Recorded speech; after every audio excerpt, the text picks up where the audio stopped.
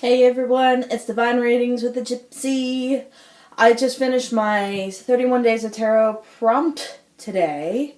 So, since I had the girls down and I haven't done a video that is not 31 Days of Tarot for a little while now, I feel a little bit more inclined to do a video that is a little more along the lines of numerology and books I would recommend for numerology.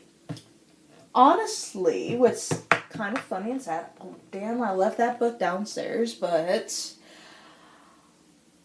I only have very limited things of numerology as far as reading materials. I think numerology, for the most part, is a very simple concept. It's a very simple system, and it's a very it's a wonderful system. Don't get me wrong, it's wonderful.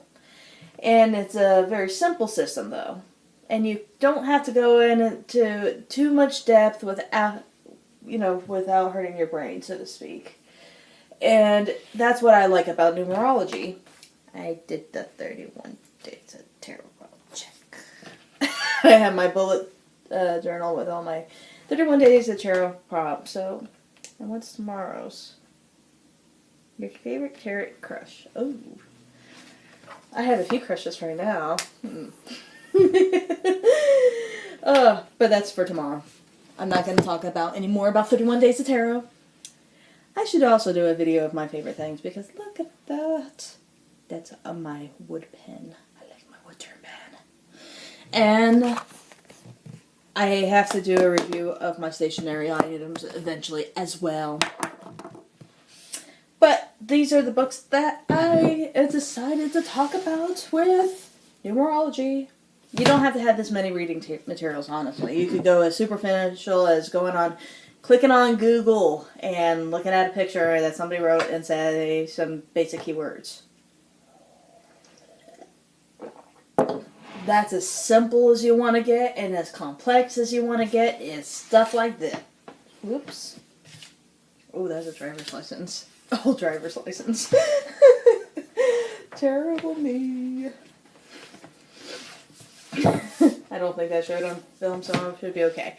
And I took the dust covers off of this, but you can find this in any kind of bookstore, like Books A Million or Barnes & Noble if you live in the States. I don't know what kind of bookshops you have in the UK or Australia. I know some people are in New Zealand. And I don't know what kind of bookshops or the local shops that you would have, or mass bookstores that you would have abroad. But I know in the States we have Barnes & Nobles and Books A Millions, and this book is written by the same person, believe it or not, is all in the States. It really is readily accessible in the States, if anybody was curious.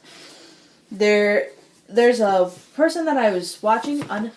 My mom knows that I'm into the divination stuff.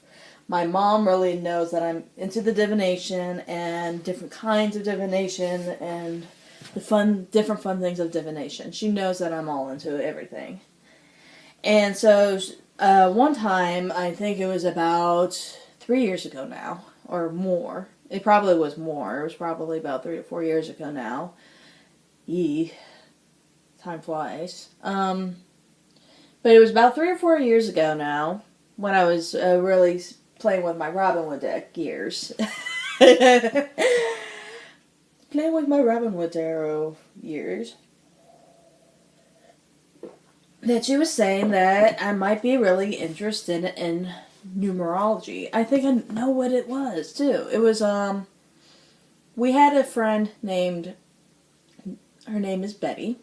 I'm just gonna say the first name.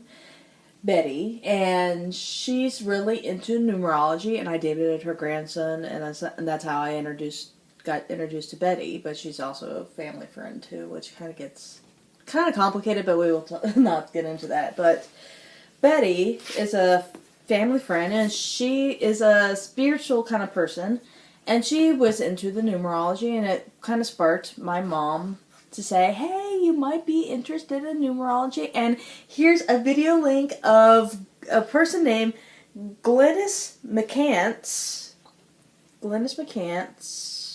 There. Glennis McCants, and she wrote a book called Glennis Has Your Number. And she also proceeded and showed me this Oprah video where Glennis McCants was featured on Oprah, and Glennis McCants was doing different people from the audience and saying different numerological fives and things like that, and it was kind of fun. And so even though this is not really a numerological book of the number 1 is 5 and then the number 2 is 5, this has to do a little deeper than that. This book is all about stuff that is deeper. Like, for an example, it shows the Pythagoras theorem of the numerology. This is actually taking your birth numbers and soul numbers and discovering your numbers, magic numbers, basic numerology, reducing single digits, a Pythagorean system, the primary numbers, characteristics of each number, and the creative numbers, the business numbers, the mind numbers, and things like that. This is actually when you get your numerology read. This breaks it all down as in, what is your soul number? What is your personality number? What is your, master number? Are you part of is your numerology part of your master number and things like that? And personal month and personal year and all that stuff. It actually gets into what you should name your pets, maybe, if you're into that, or naming your kids and seeing if your kids can gel with that numerically. And it's down to a science of breaking everything down. And the reason why I have Love by Numbers by the same person is because this is her second book. This is the first book, and this is the second book.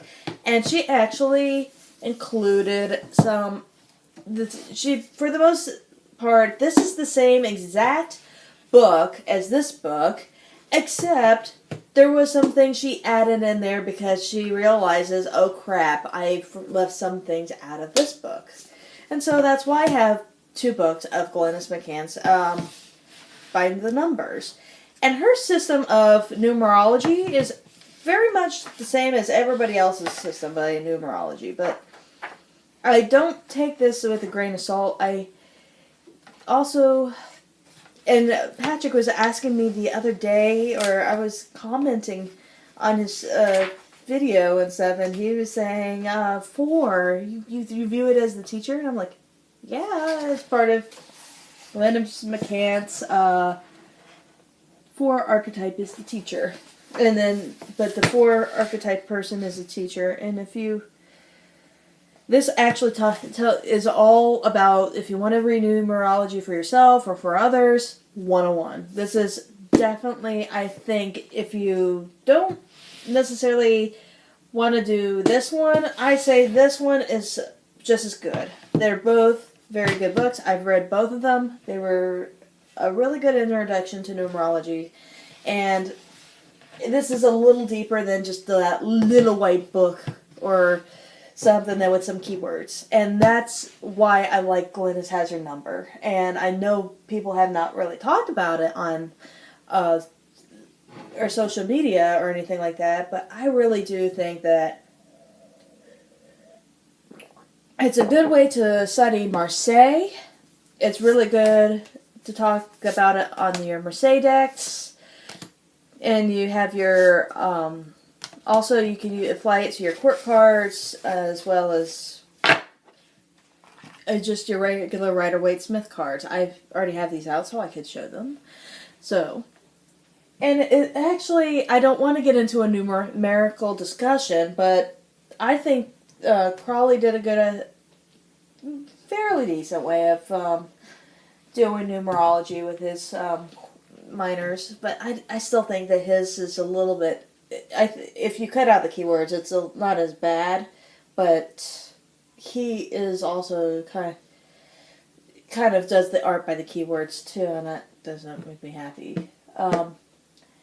But I'm just saying that for a good deck, and this, if you follow Sacred Seed enough, I'd say the Mary L is like an illustrated Rider-Waite. I edged this in black recently. I haven't had the heart to trim it yet.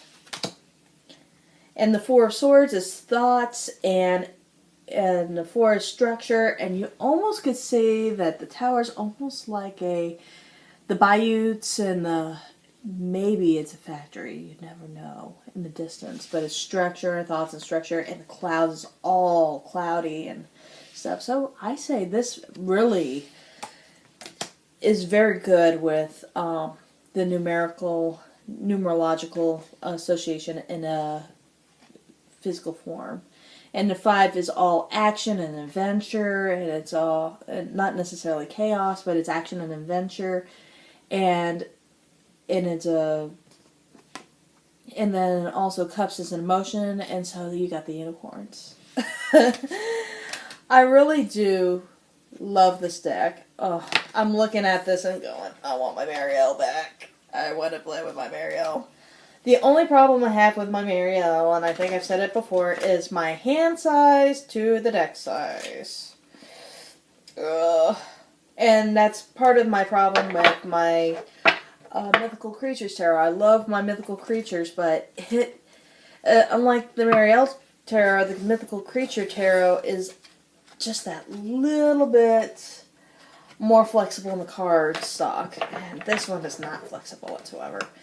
I really want to trim this one down, but my husband is resistant. I might have to talk him into cutting this down, or at least have the thin border. Ooh, that's dirty there. Why is that dirty? Yeah. I really want to talk to him about cutting it down, but he's really determined me not to cut this deck down, and I'm like, but I can't use it if it's too big for me to shuffle it.